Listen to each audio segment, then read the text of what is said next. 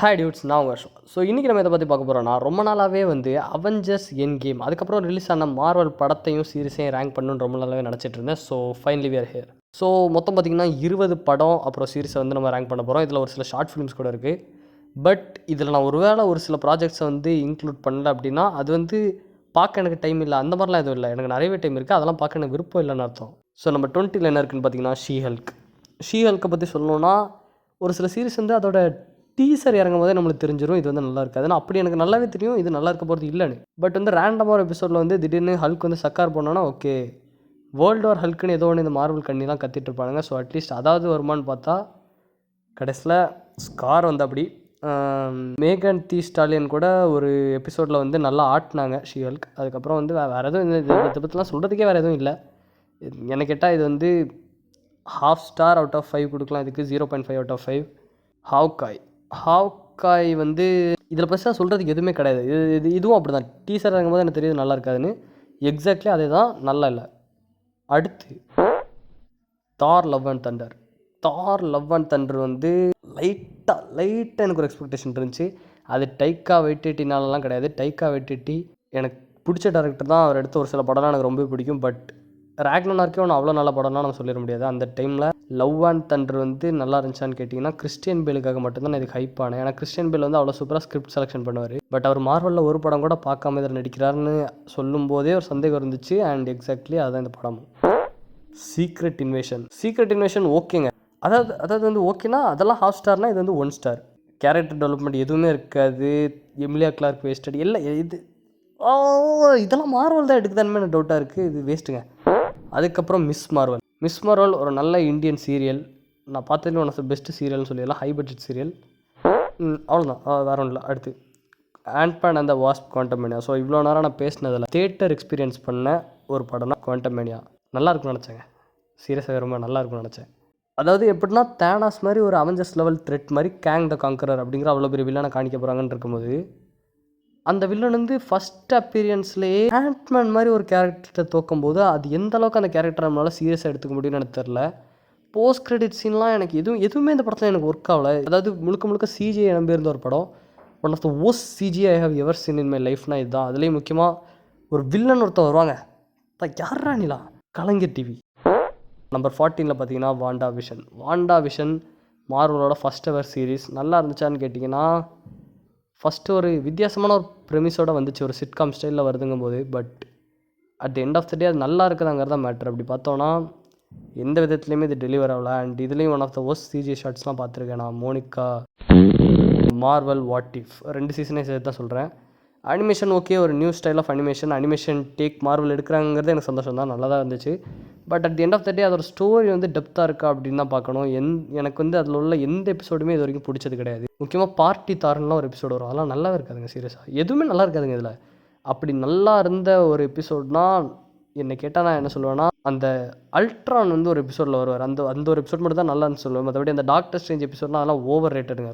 சீரியஸாக ஓவர் ரேட்டட்னா அதான் டாக்டர் ஸ்ட்ரேஞ்சுன்னு சொல்லணும்னா. நம்பர் 12க்கு வருவோம், டாக்டர் ஸ்ட்ரேஞ்ச் மல்டிவர்ஸ் ஆஃப் மேட்னஸ்க்கு எனக்கு கொஞ்சம் எக்ஸ்பெக்டேஷன்ஸ் இருந்துச்சு. அதுக்கு ஒரே ஒரு காரணம் என்னென்னா, சாம் ரெய்மி மாதிரி ஒரு லெஜெண்டரி டேரக்டர் திரும்ப வராரு. ஏன்னா என்னோட ஃபேவரட் ஸ்பைடர்மேன் ட்ரைலஜி எடுத்தவர். அது போக பெனடிக்ட் கம்பர்பேட்ச். டாக்டர் ஸ்ட்ரேஞ்ச் 1 எனக்கு பிடிக்கும்.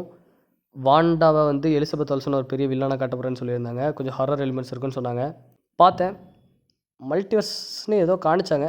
அப்புறம் வந்து ஒரு சில கேமியோஸ்லாம் இருந்துச்சு. அதெல்லாம் அவங்களாம் ஸ்கிரிப்ட் படிச்சுட்டு தான் அந்த கேமியோ பண்ண ஒத்துக்கிட்டாங்களான்லாம் எனக்கு இப்போ வரைக்கும் தெரில.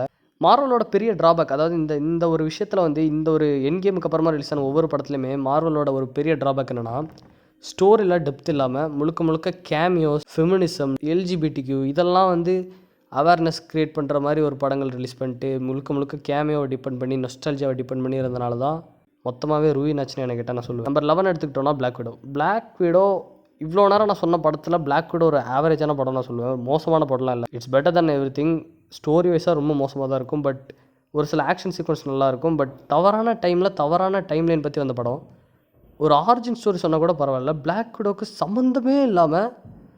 சம்மந்தமே இல்லாத ஒரு டைம்லைன், ஒரு சிவில் வாருக்கு அப்புறம் நடக்கிற பிளாக் விடோ டைம்லைன் நம்ம எதுக்கு தெரிஞ்சுக்கணும்னு எனக்கு இப்போ வரைக்கும் தெரில. ஆடியன்ஸுக்கு தேவையான விஷயத்தை கொடுத்துருந்துருக்கலாம். ஏன்னா அதுதான் மார்வல் பண்ணுவாங்க. அதே ஒழுங்காக பண்ணலன்னா என்ன பண்ணுறதுன்னு எனக்கு தெரில. But it's an okay flick. Number 10 ஒரு ஹாட் டேக். இது என்ன படம்னு நீங்கள் யாருமே இதை எக்ஸ்பெக்ட் பண்ண மாட்டீங்க. But it's Spiderman No Way Home. இந்த படம் நல்ல படமான்னு கேட்டிங்கன்னா, சரி ஒன்று கேட்குறேன். இந்த படத்தில் அந்த 3 ஸ்பைடர்மேனாகவும் ஓகே டாம் ஹாலண்ட் அப்படி தான் நடிச்சிருக்கான்னு வச்சுப்போம். மிச்சம் 2 ஸ்பைடர்மேனுமே புதுசாக ஏதோ ஒரு ஆக்டர்ஸ் நடித்த 2 ஸ்பைடர்மேன் வராங்க. வில்லன்ஸ் எல்லாமே வேறு மல்டிவர்ஸ்லேருந்து வராங்க. பட் எல்லாமே வேறு ஆக்டர்ஸ் நடிச்சிருக்காங்க. அப்போ உங்களுக்கு இந்த படம் பிடிச்சிருக்குமா? இதுதான் நம்ம கேட்குற ஒரே ஒரு கேள்வி. அப்படி உங்களுக்கு அந்த படம் பிடிச்சிருந்துச்சுன்னா தான் நீங்கள் பார்த்தது பேர் சினிமா. அப்படி இல்லைனா நீங்கள் பார்த்தது என்னென்னு எனக்கு தெரில. லைக் வந்து உங்களுக்கு தெரிஞ்ச ஆக்டர்ஸ், உங்களுக்கு தெரிஞ்ச அந்த பழைய ஆக்டர்ஸ் வந்தால் தான் நீங்கள் அதுக்கு கத்துவீங்க. அப்படி கத்துனா அது நல்ல படம் ஆயிருமான்னு கேட்டால் எனக்கு சத்தியமாக தெரில. எந்த விதத்துலையுமே அது அப்படி ஒரு விஷயம் நல்ல படமும் கிடையாது, அது சினிமாவும் கிடையாது. இதெல்லாம் லைக் என்ன சொல்கிறது, வானபி சினிமாஸ், ஃபேக் சினிமாஸ்னால சொல்லலாம். எனக்கு இந்த படம் எந்த விதத்துலையுமே சாட்டிஸ்ஃபை ஆகல. அதுலேயே அந்த ஓகே ஃபஸ்ட் டைம் பார்க்கும்போதாவது கேமியோஸ்லாம் வருது. 2வது வாட்டி அந்த கேமியோஸ்லாம் வரும்னு தெரிஞ்சதுக்கப்புறமா இந்த படத்தை பார்க்கும்போது அதில் டெப்த்து ஸ்டோரி எதுவுமே கிடையாது. ஒரு டாக்டர் ஸ்ட்ரேஞ்செல்லாம் வந்து உள்ளே கொண்டு வந்தால் ஒரு ஸ்பைடர்மேன் படம் அப்படி தான் கொடுத்துட்ருக்காங்க இது வரைக்கும் எல்லா ஸ்பைடர்மேன் படமே. ஏதாவது ஒரு மெயின் சூப்பர் ஹீரோ கீழே ஸ்பைடர்மேன் படத்தில் ஸ்பைடர்மேனே மெயின் கேரக்டர் இல்லாத மாதிரி தான் இருக்கும். ஆண்ட் மேயோட டெத்து எதுவுமே பெருசாக உங்களுக்கு ஹிட் பண்ணாது. அன்சாட்டிஸ்ஃபைடான படம் Falcon and the Winter Soldier. ஹோமோட ஃபால்கன் த வின்டர் சோல்ஜர் நல்லா இருக்கான்னு கேட்டிங்கன்னா மேபி எனக்கு பிடிச்சிருக்கலாம். அந்த தேனோஸோட பிளிப்புக்கு அப்புறம் என்ன நடந்துச்சுங்கிறத வந்து ரொம்ப அழகாக எக்ஸ்ப்ளோர் பண்ண ஒரு ப்ரெமைஸ். அதாவது வந்து என்ன சொல்கிறது, ஒருத்தரோட எக்கானமி பாதிக்கப்படும், 5 வருஷமாக இல்லாதனால அவருக்கு லோன் வரும். அதேமாதிரி இதில் வில்லன் கேப்டன் அமெரிக்காவோட கேரக்டர் டிசைன் வந்து ரொம்ப சூப்பராக பண்ணியிருப்பாங்க. ஸோ அதுக்கு வந்து நம்ம ஒரு அப்ரிசியேஷன் கொடுத்தே ஆகணும். அவரோட பெர்ஃபார்மன்ஸ்மே நல்லாயிருக்கும். அது போக இதுவும் போக ஒரு வீக்கான வில்லன் ஸ்டோரி இருந்தனால ரொம்பவே மோசமான ஒரு நிலைமையில போய் ட்ராப் ஆயிரும். Another failed series. நம்பர் 8 வந்து இன்னொரு ஷாக்கிங்கான ஒரு நியூஸ் உங்கள் எல்லாருக்கும் இருக்கலாம், யாருமே எதிர்பார்த்துருக்க மாட்டீங்க. இட்டர்னல்ஸ் வந்து சீரியஸாக சொல்லணும்னா பெருசாக நான் இந்த படத்தெல்லாம் ஹைப்பே ஏறல. ஏன்னா இதெல்லாம் வந்து திடீர்னு எடுத்து ஒரு 10 சூப்பர் ஹீரோவை இவங்களாம் தான் காணிச்சோன்னா நம்மளுக்கு அது எப்படி இவங்க எல்லோரும் கூடயும் கனெக்ட் ஆகும்னு இவங்க நம்பினாங்கன்னு எனக்கு தெரில. But Guardians of the Galaxy அப்படி தான் ஃபஸ்ட் வந்துச்சு. ஸோ அந்த நம்பிக்கையில் தான் நானும் இருந்தேன். But at the end of the day Eternals நல்லா இருந்துச்சான்னு கேட்டிங்கன்னா அவ்வளோ பெருசாக இல்லை. பட் எல்லாரும் ஹேட் பண்ணுற அளவுக்கு அது கேவலமான படம் கிடையாது. உண்மையாக ஒரு நல்ல படம் தான். அவ்வளோ கேரக்டர்ஸை வச்சு ஹேண்டில் பண்ண லெவலுக்கு அது உண்மையாக நல்ல படம் தான்.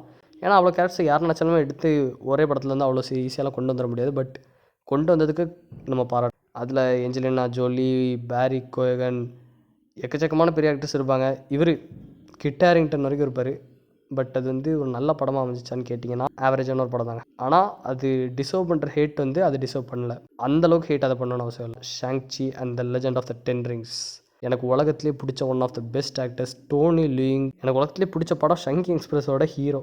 அவர் வந்து ஒரு அப்பா ரோல் பண்ணுறாரு, சீமொழி நடிக்கிறாருன்னு இருக்கும்போது, ஆக்வா இருக்காங்க அப்படின்னு இருக்கும்போது, ஏஷியன் பீப்புளே க்ரியேட் பண்ணுற ஒரு படங்கிற இருக்கும்போது அவங்களோட மார்ஷியல் ஆர்ட்ஸ் இந்த படத்தை உண்மையாக நல்லா எடுத்திருப்பாங்க. ஒவ்வொரு ஆக்ஷன் சீக்வன்ஸும் ஒரு ஸ்டைல் ஆஃப் கங்ஃபூ, ஒரு ஸ்டைல் ஆஃப் மார்ஷியல் ஆர்ட்ஸ்னு காணிச்சு உண்மையாகவே நல்லா கொண்டு போயிருப்பாங்க. பட் மற்றபடி ஒரு ஸ்டோரியில் என்ன எடுத்துக்கிட்டோன்னா ஃபஸ்ட் ஆக்ட் வந்து நல்லாவே இருக்காது. அதாவது வந்து ஆவரேஜாக வந்து ஊரிட்டு ஒதுங்கி இருக்கான் அப்படின்னு கரெக்டாக நல்லா இருக்காது. பட் செகண்ட் ஆக்ட் படத்தை பீக்கு கொண்டு போங்க. டோனி லீயிங்கோட ஆக்டிங்காக இருக்கட்டும், அந்த அப்பா பையன் பாண்டிங், நடுவில் இந்த தங்கச்சி பொண்ணுங்கிறதுனால அவ்வளோ ஒதுக்குறது, இது எல்லாமே பயங்கரமான காம்ப்ளெக்ஸான ஸ்டோரியாக பில்ட் ஆகும். But at the end of the day third ஆக்டில் கிராஃபிக்ஸை நம்பி மீண்டும் ஒரு ட்ராகன் ஃபைட்டு, அது இது டீமன்னு கொண்டு வந்து டெம்ப்ளேட்டான ஒரு ஃபேண்டசி, ஒரு குங்ஃபு பாண்டா லெவலுக்கு கூட இருக்குன்னு சொல்ல முடியாது. அதை விட மோசமான ஒரு கிளைமேக்ஸ் ஃபைட்டோட முடிச்சு. ஸோ இது வரைக்கும் நான் எக்கச்சக்கமான படத்தை பற்றி பேசிட்டேன். இன்னும் மார்வல் ஒரு நல்ல படம், ஒரு நல்ல பெர்ஃபெக்டான படம் சீரீஸ் எடுக்கலை இவ்வளோத்துலேயும். அடுத்து வரப்போகிறதெல்லாம் நல்ல படமாக, அட்லீஸ்ட் ஒரு நல்ல படமாக இருக்க ட்ரை பண்ணுது. நம்பர் 6 மூன் நைட் உண்மையாகவே ஒரு நல்ல ட்ரைன்னு சொல்ல. அரப் பேஸ்ட் பீப்புள் கிரியேட் பண்ணுறது அப்படின்னு இருக்கும்போது ஃபஸ்ட்டு 3 எபிசோட்ஸ் எடுத்துக்கிட்டோன்னா ஒரு டேவிட் ஃபின்ச்சர் ஸ்டைலில் ஒரு நாயிரா பயங்கரமாக மல்டிபிள் பர்சனாலிட்டி ஸ்விட்ச் ஆகிறது. ஈத்தானா ஆஸ்கர் ஐஸ்கரோட அந்த பீக் ஆக்டிங்காக இருக்கட்டும் எல்லாமே பயங்கரமாக டெலிவர் பண்ணி கொண்டு போய்ட்டுருக்கோம்.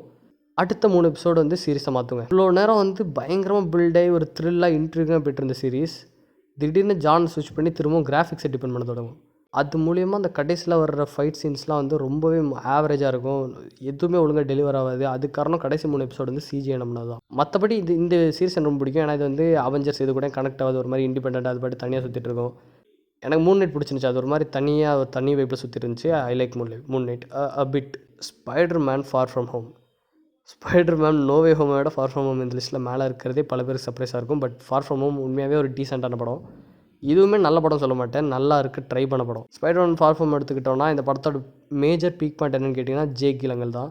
ஸோ இந்த படத்துலையுமே பார்த்தீங்கன்னா அதே மாதிரி தான். ஸ்பைடர்மேன் வந்து ஜேக், நிக் ஃபியூரி இவங்களுக்கு கீழே வந்து டிபெண்ட் ஆகிருக்கிற மாதிரி இருக்கும். ஸோ அதுதான் எனக்கு தெரிஞ்சு வந்து ஒரு பெரிய ஒரு டிசப்பாயின்மெண்ட்டாகவே இருந்திருக்குன்னு சொல்லலாம் இந்த மார்வலில்.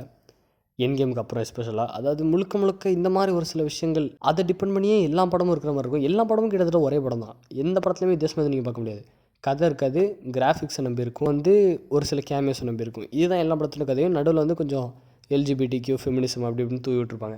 இதை டிபெண்ட் பண்ணி தான் மொத்த மார்வலுமே போகிற. இந்த பாதை வந்து கரெக்டானதான்னு கேட்டிங்கன்னா கண்டிப்பாக கரெக்டானது கிடையாது. ப்ராப்பரான ஸ்டோரி சொன்னால் ஒரு நல்ல ஒரு பொம்பளை வச்சு நீங்கள் ஒரு நல்ல படம் எடுத்தாலே அது ஒரு நல்ல ஃபெமினிசம் படம் தான்.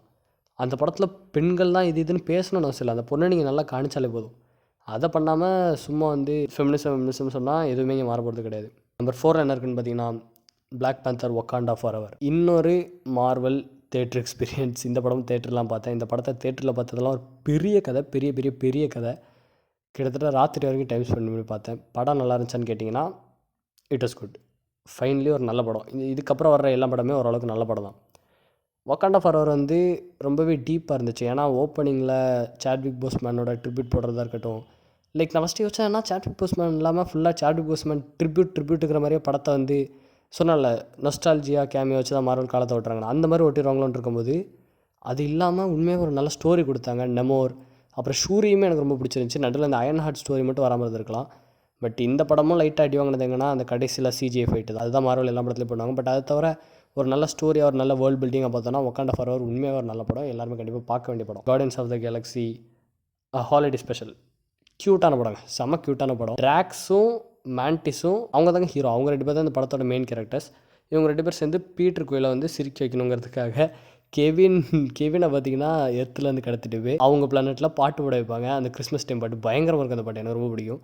ஸோ இது க்யூட்டாக இருக்கும், செம்மையாக இருக்கும் இந்த படம். இது வந்து ஒரு ஷார்ட் ஃபிலிமாக திடீர்னு வந்து ஜேம்ஸ் கன் இப்படி ஒன்று எடுக்கிறாருன்னு இருக்கும்போது நான் வந்து ஏன் அன்னெசரியாக இப்படி ஒன்று எடுக்கணும்னு இருக்கும்போது அதுக்குள்ளே ஒவ்வொருத்தருக்கும் கேரக்டர் டெவலப் பண்ணி வச்சாங்க.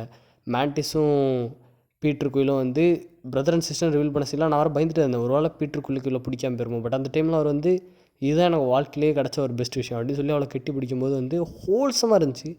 ஒன் ஆஃப் த பெஸ்ட்டுன்னு சொல்லிடலாம். வேர்வொல்ஃப் பை நைட் இன்னொரு பேங்கர்னால் இதாங்க பேங்கர். மைக்கேல் கியாச்சினோ ஒரு மியூசிக் டைரக்டர். அவர் திடீர்னு வந்து நான் வந்து ஒரு படம் எடுக்கிறேன்னு சொல்லி ஹரர் ஃபிலிம் மாதிரி ஒரு ஷார்ட் ஃபிலிம் எடுக்கிறாரு. நல்லா இருந்துச்சான்னு கேட்டிங்கன்னா பீக்குங்க, பயங்கரமாக இருந்துச்சு. அது ஹரர் எல்லாமே ஒர்க் அவுட் ஆச்சு. சூப்பர் ஹீரோ படம் மாதிரிலாம் எதுவுமே எனக்கு ஃபீல் ஆகலாம். அந்த மான்ஸ்டர் ஹண்டர்ஸுக்குள்ளே இருக்கிற ஃபைட்டு லாஸ்ட்டில் அந்த மான்ஸ்டர் திருப்பி அது இவரோட ஃப்ரெண்டுங்கிற மாதிரிலாம் காணிச்சது உண்மையாக நல்லா இருந்துச்சு. ஒரு நல்ல டெப்த்தாக கொண்டு போயிருந்தாங்க. ஒரு நல்ல ஒரு நாயர் ஃபிலிம். எனக்கு இதுவும் ஒரு பெர்ஃபெக்ட் ஃபிலிமான்னு கேட்டால் கண்டிப்பாக கிடையாது. Good film, finally a great film from Marvel. இவ்வளோ நேரம் சொன்னதில்ல. அண்ட் வந்து இந்த டாப் 3ல் 2 already short films. So short ஃபிலிம்ஸை பண்ணுற லெவலில் ஃப்யூச்சர் ஃபிலிம்ஸை பண்ணால் நல்லாயிருக்கும். அண்ட் அதேமாதிரி இந்த படத்தில் வந்து கிராஃபிக்ஸ் வந்து எப்படி பார்த்தாலும் மொக்கையாக இருக்காது. ஏன்னா இதில் பண்ணது எல்லாமே ப்ராக்டிக்கல் எஃபெக்ட்ஸ். ஸோ எல்லாமே வேர்வொல்ஃபில் நல்லாயிருக்கும். அண்ட் ஃபைனலி நம்பர் 1ல் இருக்கிறது என்ன படம்னு பார்த்தீங்கன்னா Guardians of the Galaxy volume 3. Least எக்ஸ்பெக்டேஷன்ஸோடு இருந்தேன். இந்த படம்லாம் பார்க்க வேண்டாம்னு தான் இருந்தேன் சீரியஸாக. ஏன்னா எனக்கு தெரிஞ்சிடுச்சுங்க மார்வலில் எதுவுமே நல்லா இருக்க போகிறதில்ல அப்படிங்கிற மாதிரி தான் இருந்தேன். அப்போ திடீர்னு ஒரு நாள் ஹாட் ஸ்டாரில் எதாவது பார்க்கணுமென்று இருக்கும்போது Guardians of the Galaxy volume 3 play பண்ணுறேன். I was totally into it. இந்த மாதிரி எமோஷ்னலாக கனெக்ட் ஆகி ஒரு மார்வல் படம் பார்த்துன்னா எப்போன்னு எனக்கு சரியாக ஞாபகம் கூட இல்லை. அவ்வளோ நல்லா ஆயிடுச்சு. ஒவ்வொரு கேரக்டர் கூட அவ்வளோ கனெக்ட் ஆயிருந்தேன். ஏன்னா Guardians of the Galaxy Holiday ஸ்பெஷலாக பார்த்தோன்னா ஸோ அதோட ரெஃபரன்ஸ் எல்லாமே இங்கே எனக்கு புரிஞ்சிச்சு. அண்ட் ராக்கெட்டோட பேக் ஸ்டோரி வந்து ஒரு மாதிரி டார்க்காக ஒரு ட்ரீமுக்குள்ளே ஒரு நைட்மேர்க்குள்ளே மாட்டிகிட்டு இருக்கிற மாதிரி இருக்கும். லைக் ஒவ்வொரு வாட்டி அவனோட அந்த ஃப்ரெண்ட்ஸோட கதை கூட கட்டாய் இங்கே வரும்போதும் பயங்கரமாக இருந்துச்சு. எல்லோரும் கேங் த காங்கர்னு சொல்கிறீங்க தெரியுமா? தேனாஸ் லெவல் த்ரெட்னா ஹை எவல்யூஷனரி. எனக்கு தேனாஸ் லெவலில் ஃபீலான ஒரு வில்லன்னா இவ்வளோ படத்தில் ஹை எவல்யூஷனரி மட்டும்தான். பயம் கொடுக்கும் அந்தால பார்த்தாலே. இதுக்கு நடுவில் ஆடம் வார்லாக் வேறு வருவான். அவன் ஒரு விதமான கேரக்டராக போய்ட்டுருப்பான். ஒரு மாதிரி ஃபன்னாக போய்ட்டுருக்கும் மொத்த படமும். அண்ட் இதுக்கு நடுவில் பீட்டர் குயில், ட்ராக்ஸு, க்ரூட்டு மஜாவான ஒரு படம். அண்ட் இதுக்கு நடுவில் ராக்கெட்டோட எமோஷ்னல் கனெக்டை சுற்றி இவங்க எல்லாரோட ஃபன்லாம் ஒன்றா கலந்து ஒரு நல்ல ஹோல்சமான நம்ம எல்லோரும் மார்வல்கிட்டருந்து எக்ஸ்பெக்ட் பண்ணுற படம்னா இதுதான். ஒரு நல்ல ஸ்டோரியில் நீங்கள் உங்களால் என்னென்னலாம் பண்ண முடியுமோ பண்ணுங்கள். இந்த படத்தில் போஸ்ட் கிரெடிட் சீன்லாம் என்னென்னு கூட எனக்கு சரியாக ஞாபகம் இல்லை. கண்டிப்பாக எதுவும் அதேமாரி நான் வந்து இப்போ ஒரு டாப் 4 சொல்லியிருப்பேன் தெரியுமா? பிளாக் பந்தர்லேருந்து கார்டியன்ஸ் ஆஃப் தி கேலக்ஸி வரைக்கும் எடுத்து பாருங்கள். 1ல் கூட அந்த நொஸ்டால்ஜியா ஃபேக்டர் இருக்காது. 1ல் கூட கேமியோஸ் இருக்காது. அது எதுவுமே இல்லாமல் ப்ராப்பராக ஸ்டோரி நல்லா வந்த படங்கள் தான் இந்த 4மே.